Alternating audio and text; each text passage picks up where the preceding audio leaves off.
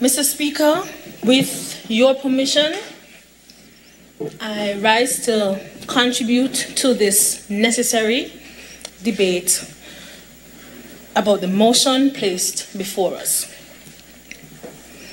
Stoic, unfeeling, uncompassionate. How long will these be the descriptions of those managing the state of affairs of this country? Mr. Speaker, it is a sad day indeed when the people of St. Kitts must now think, St. Kitts and Nevis, must now think, after the shortcomings of the debate this morning from the government side, to support or to justify the state of emergency and the extension of the state of emergency, that this might again be a political use of emergency powers rather than a needed management approach to the now face.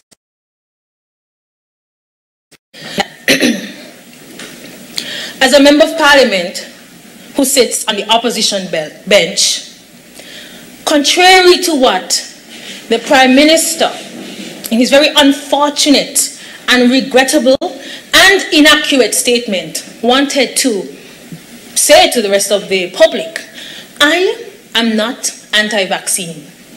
I never have been, nor will I ever be anti-vaccine, because I am not anti-science. However, I want to start by reading something from an academic and political research, which I think would be useful to the government at this time. The post-confinement phase of COVID-19 will require that governments navigate very complex issues, ethical questions in particular, in terms of flattening the curve. Now, what we're saying is the principles at the heart of lockdowns and state of emergencies must always consider ramifications for the small man, the ramifications for people, for their lives, for their livelihoods, for education in particular, for tourism.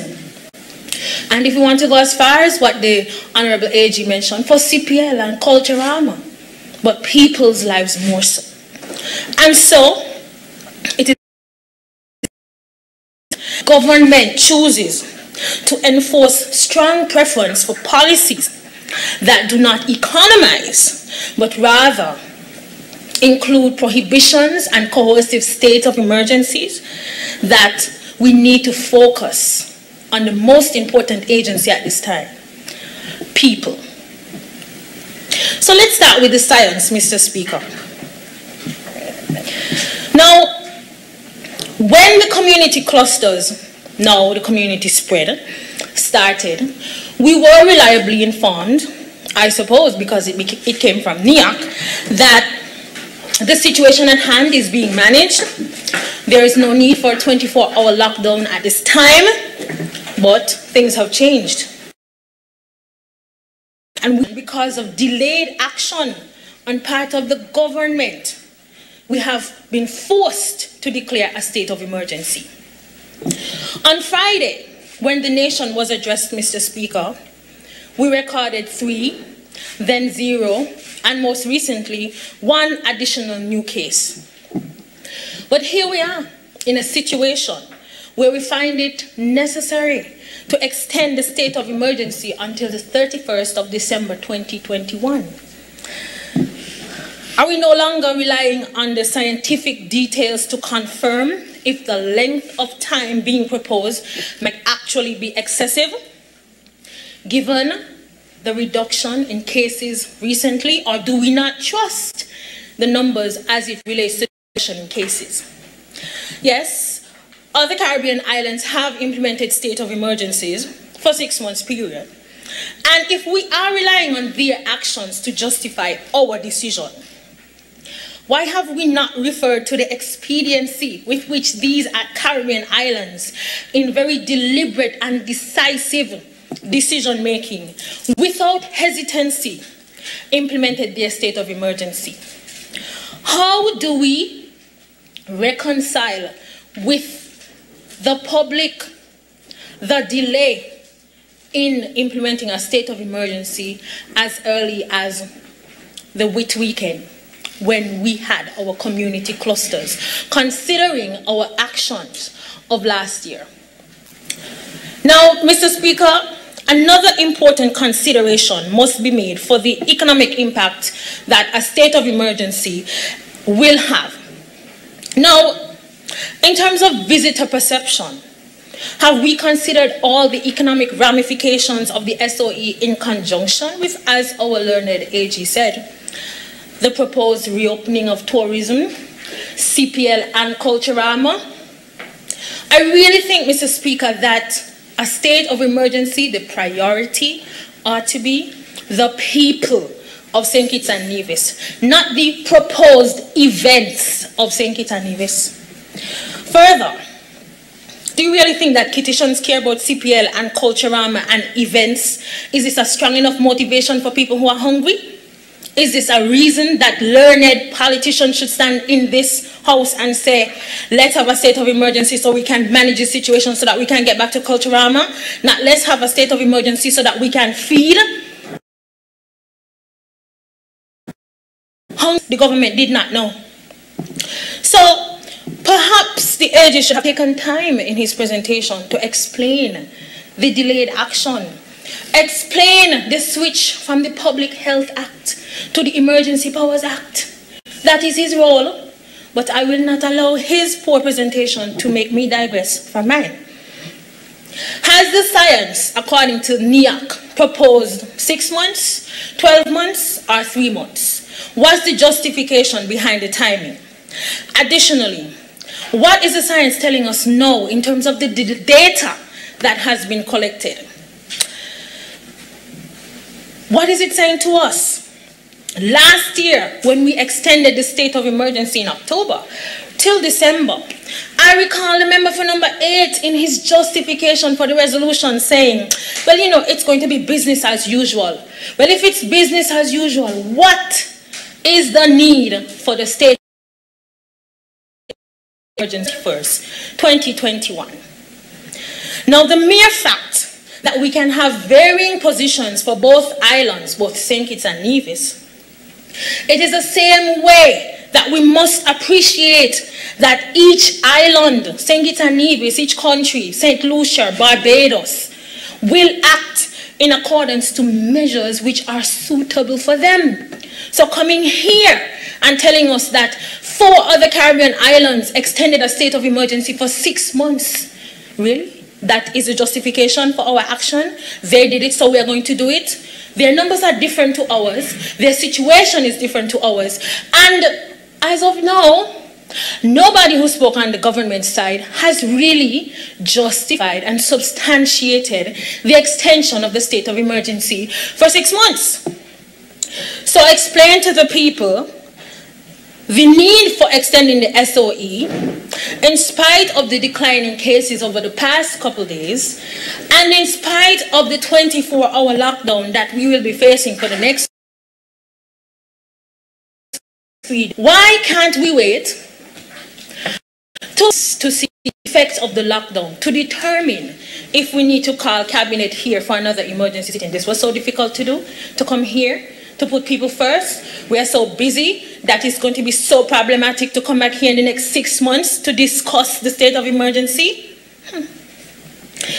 So I really was excited about coming here this morning because I felt like Barbados, we would also have some indications by someone about the complementary stimulus that would support what's happening now, about the small businesses that have been affected for the past 2 weeks.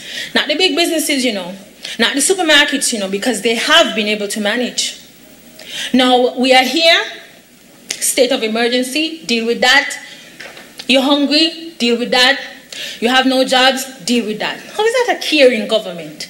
How is that a government which recognizes that people in this country can read and write and can analyze for themselves? What really is the recommendation of the NIOC? I think that's the most important question here. And when did they provide the recommendations for the state of emergency? Was it Friday evening, just before the Prime Minister's national address? Was it the weekend of Whit Monday? When every sensible resident in St. Kitts and Nevis was begging and clamoring for a lockdown, this infallible government, who has never made a mistake, decided 11 p.m., then 8 p.m., then 6 p.m., now 24-hour lockdown, because clearly people in St. Kitts do not understand the gravity of the situation. Why then did they beg for a lockdown since a month ago? And we are waiting now 3-4 weeks after with delayed action. According to the AG, we will remain restricted until enough people have vaccinated. Now, so we're not engaging in restrictions to save lives, and there is only one measure to save life in St. Kitts and Nevis: vaccination.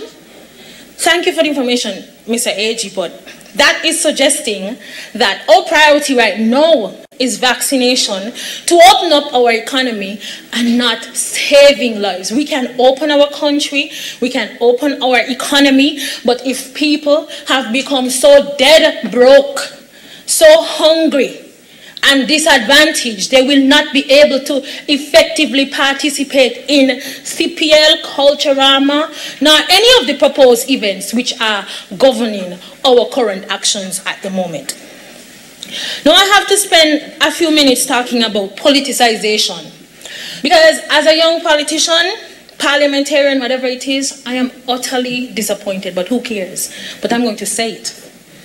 It is quite ironic, Mr. Speaker, that we are here to support this motion on the basis of not being political when this administration, at the helm of the most unfortunate disaster facing our country, has resorted to name, blame, and shame. That is your modus operandi. Name, blame, shame. Name, blame, shame. It's a scenario which is being played out in public and social media, and shamefully, because of the actions of the Prime Minister right here in Parliament.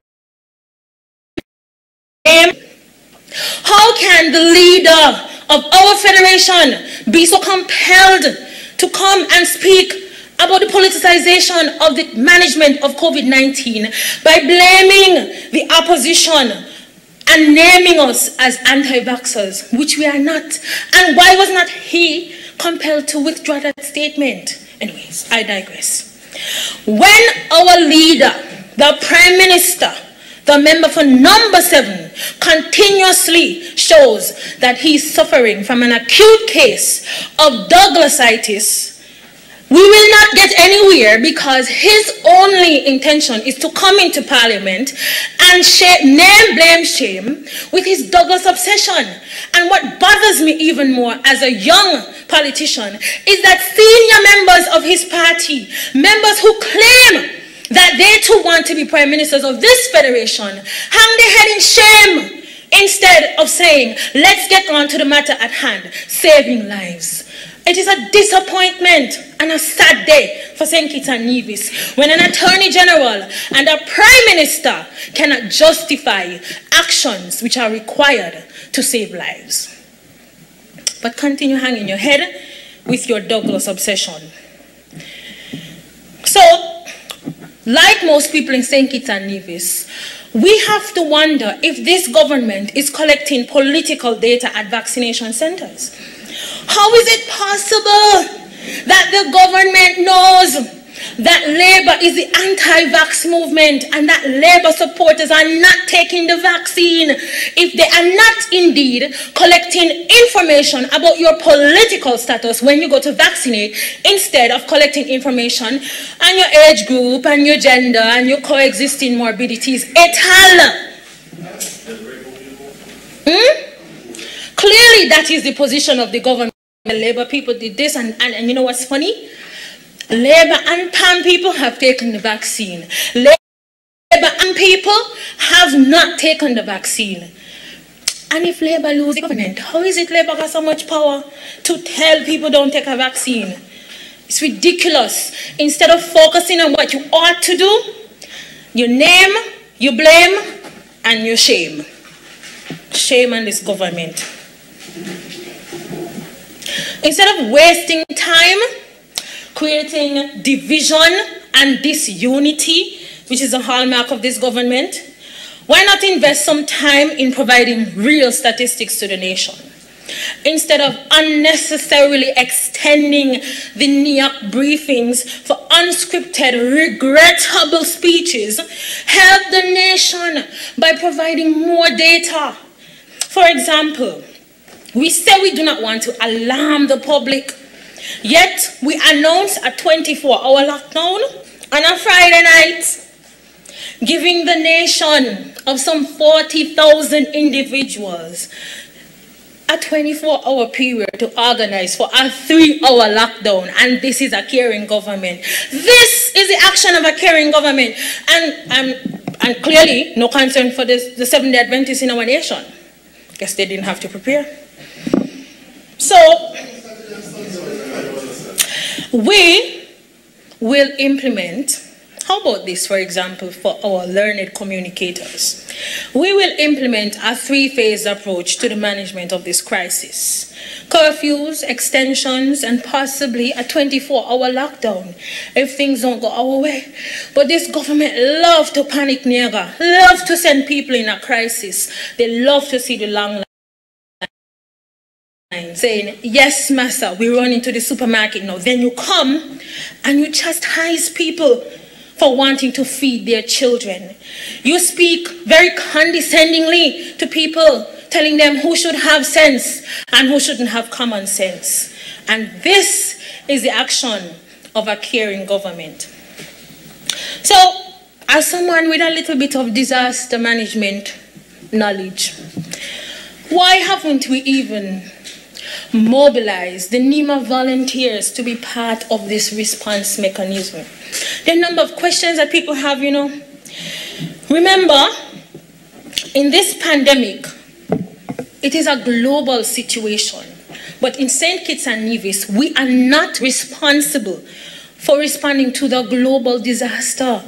The onus is on the government to respond to the disaster locally. So our responses must be cultural and specific to us here as a people. To suggest, Mr. Speaker, that your actions are perfect, excellent. It's a ridiculous notion given the situation we are in now. If our actions were so responsible and perfect, would we have 429 cases today? Greater countries with more finances and more expertise have made mistakes. So how is it this infallible government here wants to say to us that they made a mistake, that everything was excellent, that we are wrong as people of St. Kitts to question the actions of the government and those charged with managing the disaster? All right, yes, massa, you are perfect. Yes, massa, everything you did is right. Yes, massa, we are wrong. Is for this big stick mentality?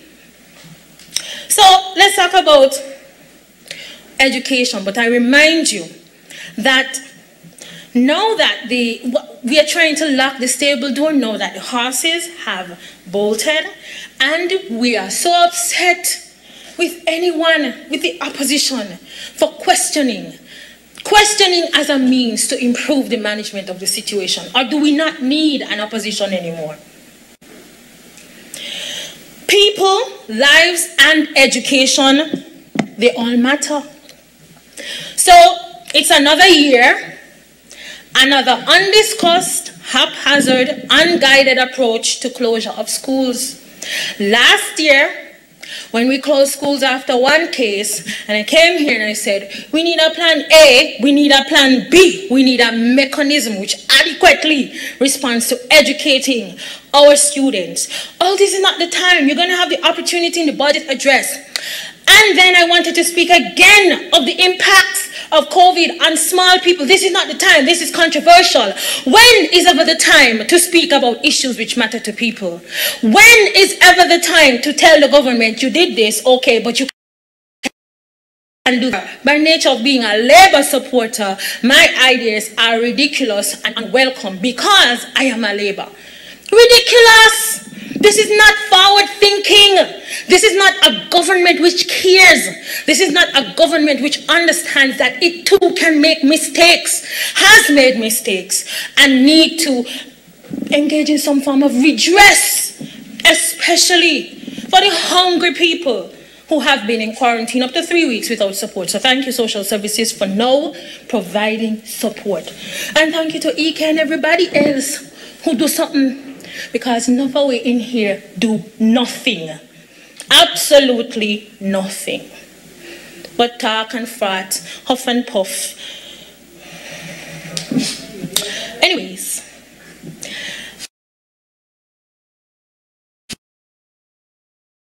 This nothing new to address the digital divide that students now face. So I'm very grateful that those parents who completed that form a year ago, 15 months ago, to indicate whether or not they had a device, did so, and that the ministry was able to distribute over 1,200 laptops to students and another 1,000 plus to teachers. Congratulations. But guess what? Instead of naming, blaming, and shaming the parents who did not complete that form last year, the ministry, led by the Minister of Education, has yet to assist the additional 7,000 students who face some form of challenge in bridging the digital divide. Oh, me pause because I wanted somebody to tell me I was wrong. Okay. Really? If you're not, take me on how you know I'm speaking. Blaming parents, blaming students is regrettable. And that is all that the ministry does. Now, since members opposite want to rehash the deep past with the Douglas obsession and the Douglas itis that they really need to go and see a medical doctor for, so you might have to offer them your services so they can figure out how to get over you. Well, because they're obsessed. I imagine here why some people would be wondering, hey, why didn't this really sensible, infallible government, why did they end the laptop program? Let me go back deep into the archives. Why did the former Minister of Education end the laptop program? I thought you said you're not taking on. Why you end the laptop program? We would be here because this is a government which loves to boast about non-entities, and we could have boast about being the only country in the Caribbean which is now moving towards distributing devices to preschoolers, because we have been taking care of the CFB students and the secondary students and the primary school students. This is where we would have been 6 years after. But where are we? End a good program because it was initiated by the Labour Party, and do not provide any response to address the digital divide beyond a measly 1,200 laptops. Now, you would think that in such a dire crisis, which requires a state of emergency to be extended for 6 months, that this government in the cabinet meetings would be able to, after the cabinet meetings, would be able to come in here, huff and puff till the belly busts, and say, hey, we have moved funds from this capital project to an education capital project because we recognize the importance of getting students ready for CXC. Last evening, I had a phone call from a parent.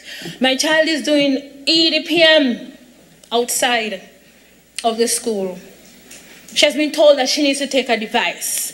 She doesn't have a device. I'm going to give her mine. But I understand the challenge here because these devices are supposed to be wiped and this and that, and what do I do? It's a work device. Parent, please, give your child the device and let her go to the exam.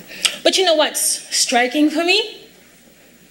That These parents will now call and say to me, I know the important things might not be what I'm about to say to you, but why is it my child got up at 6 a.m. this morning to get ready for an exam, a CXA exam which we all knew the date for weeks, an exam which was scheduled to start at 9, which started 11:15, and at 2 o'clock, hungry belly still in exam, writing exam. And everybody who did that exam knows what hungry belly does to you when you're trying to pass a test. And we had weeks to prepare. That's all I'm saying, that there are loopholes, that we are not perfect in what we are doing. So don't come here and tell nobody that your management was excellent. If it was case 46, 47, and that would have been it. But it wasn't. We're at case 429. People matter. Let's remember that whenever we make decisions that disrupt people's lives, we have to think about whether we're ethical and whether it's effective. Some 15 months ago, I reiterate, we shut down government schools on the announcement of one imported case. Months after, with wide-scale community spread, students still don't have devices. We have not created a situation where students can even access the internet on their mobile phones because of a zero-rated data program with the telecommunication providers. Yes, we have put internet in community centers. We have tried to put internet in schools. It's still failing. We have so many options. If only this government was caring enough to listen and not name, blame, and shame. People have to eat. You know how many, I saw a parent one time I was shopping and she said, my child gets up at 2 a.m. to study, hungry, and he eats 4 eggs at a time. And he goes back and he eats, and I cannot wrong my child for eating. But Dr. Clarke, when I cannot provide the food for the child, what do I do? Why is this government telling me to fast and pray? Why is this government so condescending and uncaring and haughty, as if they do not recognize that people are suffering? Parents who are now out of work are messaging, when will we know our students' decisions? When will we know what books to buy? How can we afford it? We didn't qualify for the SELF program last year. This year we may not qualify, but we have no money. What will we do?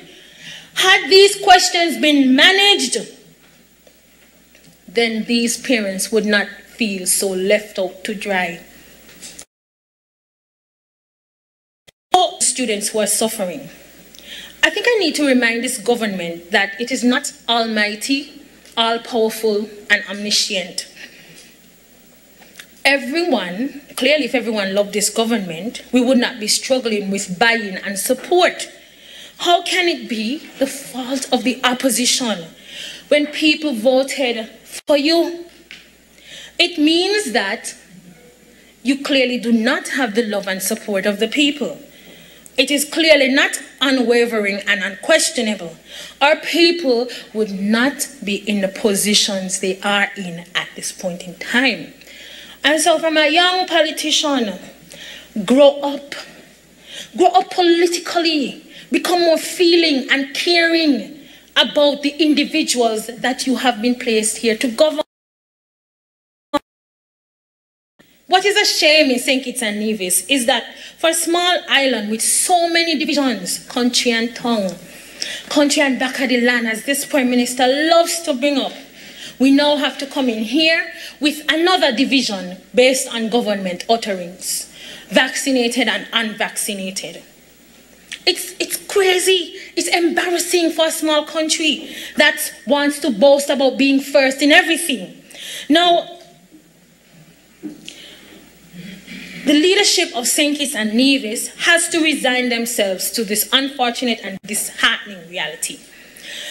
Perhaps it is time for a real emergency sitting to address failing leadership provided by the member for number 7, and perhaps give all those who have been claiming they're going to be the next leader the opportunity to just lead now and really manage from a place of caring. Just lead now. Stand up for what's right for St. Kitts and Nevis. Stand up for the people in your constituencies. Recognize that you have not done everything perfectly. Think of people and the impacts on their lives, and stop blaming the opposition. Stop blaming the unvaccinated. Stop punishing people. We got a call just recently about taxi drivers who have been through the same protocols that the AG mentioned, but has a contract revoked because he's not vaccinated. Now you tell me, how is that a country which says it's not going to be divisive? It is not going to punish workers for not taking a vaccine. Yet people are calling and complaining about how they are treated in the Ministry of Tourism. Now, for the sake of all residents in the Federation, provide a stimulus which works. It is irresponsible and uncaring to extend without a health, economic, and educational outlook. By now, the Ministry of Education should have been able to communicate to administrators, who would then communicate to the administrators at the school level, that we are implementing Plan B of our phased response to COVID-19. And every teacher, parent, and student and guardian would have known that Plan B means to do A, B, C, D. Not every day we have to figure out, what do we do? Wait until Sunday afternoon for a briefing for students who are taking CXC exams Monday morning. How is that a sensible move? How is that a government led by a minister? How is that an education ministry led by somebody with sense? How is that? Common sense. How is that? How do we continuously fail our students and parents and teachers, and then come to the house to John and Jackie like nobody in here could talk other than you? Nobody in here has an opinion other than the government. Nobody in here can recommend that the Ministry of Education need to just done the crap, provide laptops for every student and teacher, move on to Plan B, and make sure that everything that we do down to digital, down to marking and recording of marks and providing parents with their report card this term is digitized. 15 months. And the Ministry of Education has failed the people of St. Kitts and Nevis. And I look forward to the minister coming up and saying, well, I did not plan to respond, but I'm going to respond now. Come and give me the same statistics, so let me give them to you now. I have time.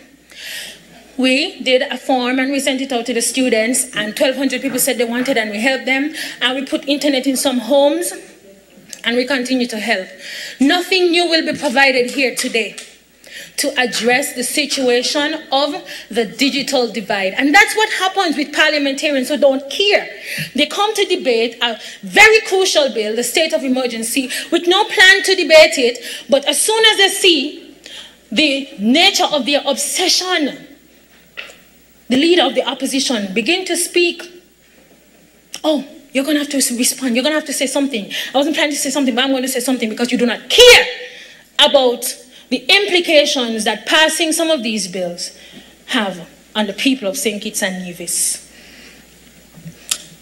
Need I remind the government that this fight is not with the opposition. It is not with the supporters of the St. Kitts Nevis Labour Party. It is not with Dr. Douglas. It is not with the unvaccinated. It is with COVID-19. Aim correctly in your response to this pandemic. Put people first. Put lives first. Put students first. And exercise compassion. Now, if somebody cares to really explain the need for the extension of the state of emergency based on data from NIAC, we would be most happy to lend our support. But what are we supporting the state of emergency for? Because the AG presented that he's a competent AG because he was able to win some case about a passport. Because, and guess what? A passport, which was a case of victimization anyways, but I move on. And then we move on. And this AG is competent because he was able to get the Prime Minister out of the office, out of the Parliament. And so because he was able to do those things, one must trust in his decision-making to extend the state of emergency for 6 months. No data, no analysis. Nobody has said the NIAC recommends this. The chair of the Disaster Management Agency recommends this. Nobody, but we are here because we need to vaccinate and we need to manage people. Make it clear that the opposition doctors are anti-vax. And we are to vote on this decision today. And the people of St. Kitts and Nevis are supposed to tomorrow say, congratulations, unity government, you are here and you care for us. I end by repeating what I started with. This government has a serious case of Douglas-itis. And we dare not be led by a leader who is unilateral in his vision. He sees one thing, Douglas, and nothing else. He does not see country. We are here for a state of emergency with no plan for tourism. Again. With no plan for education. Again. With reactionary plans to support people in quarantine. We are here to extend a state of emergency when this Prime Minister will come and say, it is Douglas' fault. That's ridiculous. We have nothing to boast about here. Nothing, absolutely nothing to boast about unless we get our bearings correct. Extending a state of emergency to 6 months will have ethical, economic, and educational impacts. And if ministers are responsible, they would have prepared to speak today about tourism, education, health, the economy. Instead, they spoke about Douglas. And so the people of St. Kitts and Nevis will take away from this emergency sitting that the state of emergency has been put in place because Douglas failed to support the government. Because Douglas is anti-vaccine. Because Labour people aren't taking their vaccines. Because we need to have CPL and Culturama. Not that. We need to support small businesses. A man who cut weed in somebody's yard need to walk to, he need to eat. No, we are here about Douglas. We hear it at the NIAC briefings, we hear it in Parliament, we hear it on social media. When will it end? When will this government correct its wrongs? I forgot. Massa is all-powerful and infallible. I thank you.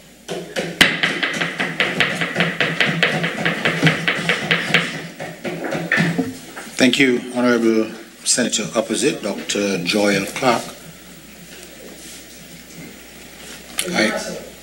I recognize the Honourable Member for St. Christopher 5, Sean Richards.